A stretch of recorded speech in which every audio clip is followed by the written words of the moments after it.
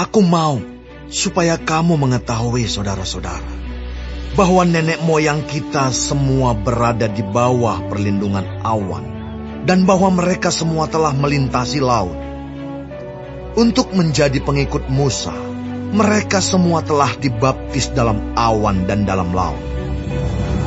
Mereka semua makan makanan rohani yang sama, dan mereka semua minum minuman rohani yang sama, sebab mereka minum dari batu karang rohani yang mengikuti mereka, dan batu karang itu ialah Kristus.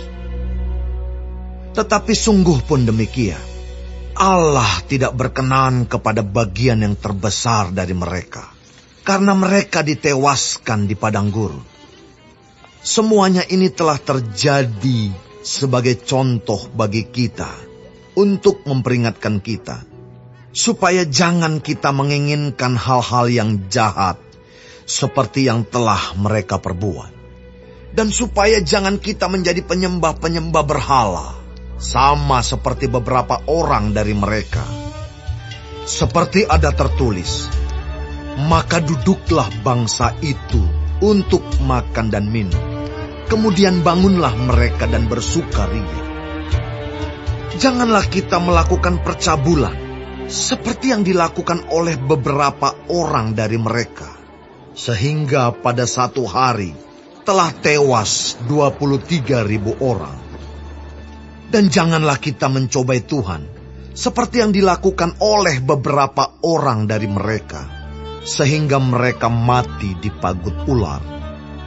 Dan janganlah bersungut-sungut, seperti yang dilakukan oleh beberapa orang dari mereka, sehingga mereka dibinasakan oleh malaikat maut.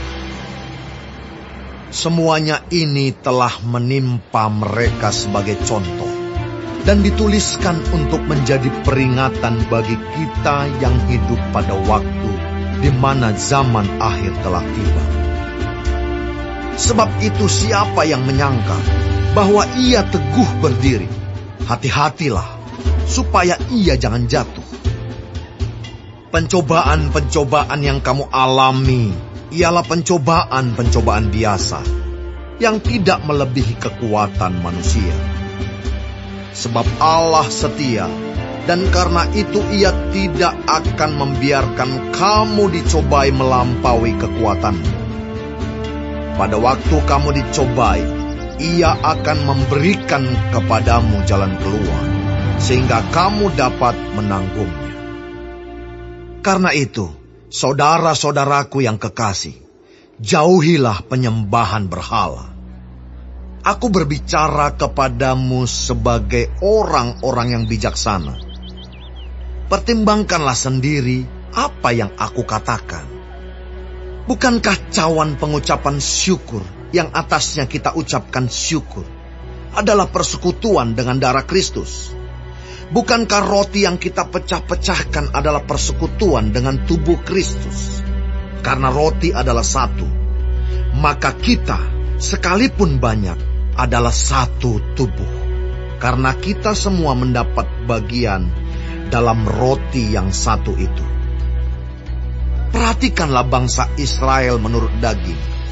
Bukankah mereka yang makan apa yang dipersembahkan mendapat bagian dalam pelayanan mezbah? Apakah yang kumaksudkan dengan perkataan itu?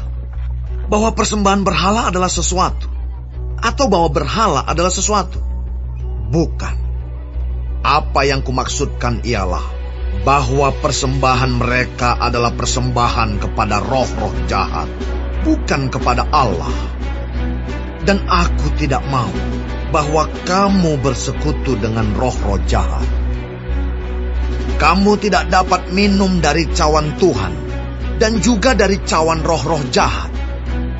Kamu tidak dapat mendapat bagian dalam perjamuan Tuhan, dan juga dalam perjamuan roh-roh jahat.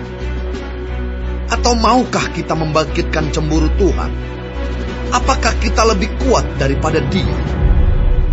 Segala sesuatu diperbolehkan, benar, tetapi bukan segala sesuatu berguna. Jangan seorang pun yang mencari keuntungannya sendiri, tetapi hendaklah tiap-tiap orang mencari keuntungan orang lain. Kamu boleh makan segala sesuatu yang dijual di pasar daging, tanpa mengadakan pemeriksaan karena keberatan-keberatan hati nurani. Karena bumi serta segala isinya adalah milik Tuhan. Kalau kamu diundang makan oleh seorang yang tidak percaya, dan undangan itu kamu terima, makanlah apa saja yang dihidangkan kepadamu, tanpa mengadakan pemeriksaan karena keberatan-keberatan hati nurani. Tetapi kalau seorang berkata kepadamu, itu persembahan berhala, janganlah engkau memakannya, oleh karena dia yang mengatakan hal itu kepadamu, dan karena keberatan-keberatan hati nurani. Yang aku maksudkan dengan keberatan-keberatan, bukanlah keberatan-keberatan hati nuranimu sendiri, tetapi keberatan-keberatan hati nurani orang lain itu. Mungkin ada orang yang berkata, mengapa kebebasanku harus ditentukan oleh keberatan-keberatan hati nurani orang lain? Kalau aku mengucap syukur atas apa yang aku turut memakan, mengapa orang berkata jahat tentang aku karena makanan yang atasnya aku mengucap syukur? Aku menjawab, jika engkau makan atau jika engkau minum, atau jika engkau melakukan sesuatu yang lain, lakukanlah semuanya itu untuk kemuliaan Allah. Janganlah kamu menimbulkan syak dalam hati orang, baik orang Yahudi atau orang Yunani, maupun jemaat Allah. Sama seperti aku juga, berusaha menyenangkan hati semua orang dalam segala hal, bukan untuk kepentingan diriku, tetapi untuk kepentingan orang banyak, supaya mereka beroleh selamat.